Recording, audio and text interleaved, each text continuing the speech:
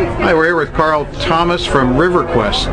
RiverQuest does a lot of different environmental education programs, but you're pretty unique. Can you tell us a little bit about your program? Absolutely. RiverQuest, and maybe known to many people across the state, definitely in western Pennsylvania, as Pittsburgh Voyager. We changed our name just last year, and what we do the same work, and that work is very unique in terms of education on the rivers of our region. We look at the rivers as a phenomenal place for students as well as the public to learn about the environment, not just the river ecology, but also humans' connectivity to that system as well as the overall environment that we live in. Well, you actually take groups and kids and all sorts of folks out on the river. It's sort of really hands-on kind of environmental learning about the river. What's really unique about what RiverQuest does is that we don't just teach about the river or teach about the river from the river bank, but we actually take students, we take school classes and the public, groups, from church groups to politicians to VIPs and CEOs out on the river on our fleet of vessels and use the river and our boats as a context for learning. The boats are really floating laboratories and classrooms. And we have 3 boats in our fleet. We have a 44-foot houseboat named Scout that used to serve in the Corps of Engineers. We have a 78-foot retired naval vessel named Discovery. And we're bringing to Pittsburgh, again, to really the United States, one of the greenest commercial passenger vessels in the world called Explorer that should be making its way to Pittsburgh in the next few months. We hope it'll be in service for the calendar year 2008.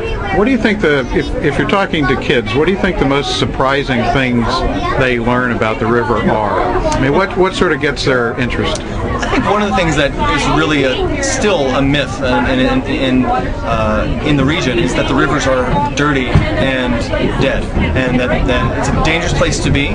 Both dangerous in terms of their own safety, so a safety issue. The kids realize they can actually have a good time on the river and they can enjoy it, and it's a safe place to be. But secondarily, and I think primarily, the mission of RiverQuest is for them to understand that this place, this water body, is a living system and it's full of life. And I think that's what kids really get excited because we physically bring life onto the boat through plankton trawls and catching macroinvertebrates with sediment sampling and looking at the wildlife and understanding the whole food chain and beginning to make the connections between the life and health of this river system and the fact that we drink out of this river. This is where our drinking water supply comes from. The health of the ecosystem that's here is connected to our own health and our ability to enjoy the river as a safe place for generations to come. About how many kids do you get through your programs, and give us an idea of what the size of the program is? You said you have 3 boats right now, a 4th is on the way. Yeah, well, actually we had 3 boats, and we built a 4th, and we decommissioned one of the 3. So we still have 3 vessels. We've been doing programs since 1995. In that time, we've had over 80,000 people on board our boats and over 65,000 students doing formal education programming.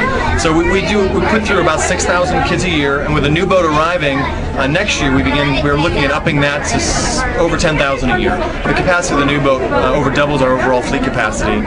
Explorer's a green engineered boat.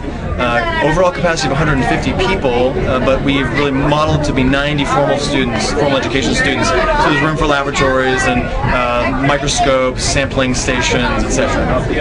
How important do you think it is for people to get involved with their local watershed groups and taking care of their watersheds? One of the things that we do as RiverQuest is we see ourselves as a regional program, and that's Western Pennsylvania now, but part of our name change is actually taking that outside of Pennsylvania, really seeing the Ohio River watershed and as not just a Pennsylvania watershed issue, it's 6 states that are part of that. And watersheds are really the best way for people to understand, to be able to impact their environment in a local community, because everyone lives in a watershed. One of the questions we ask sometimes is, so who lives in a watershed? Raise your hand. And when people will raise their hand, are you dead? I mean, because you won't realize watersheds are everywhere. Every piece of land is part of a watershed, and you can break watersheds down to a small enough geographic surface area where they'll know the name of the creek. They know where that road crosses over the water that they may never have looked at before. They realize that their local school may have an illegal dump site behind it that is impacting the quality of life and the opportunities for the students, the safety of students, the quality of water. And so I think that's one of our goals as RiverQuest serves and educates people all over the region to get them connected in a local watershed association where they can volunteer and give money and get their students and their families. Really, we see our program program is kind of whole family programming. It's intergenerational. It's formal school programming, and then the kids come back excited about what they've learned and say, Mom and Dad, hey, the rivers are alive, or you were wrong, or Grandpa needs to talk to me because I'm going to tell him that the rivers are actually safe and a lot of fun, and his story of them being dead is not true anymore. And so watersheds associations are a place where that can happen. Well, that's great. Good luck. How you doing? Thanks for doing all the work that you do. Thank you.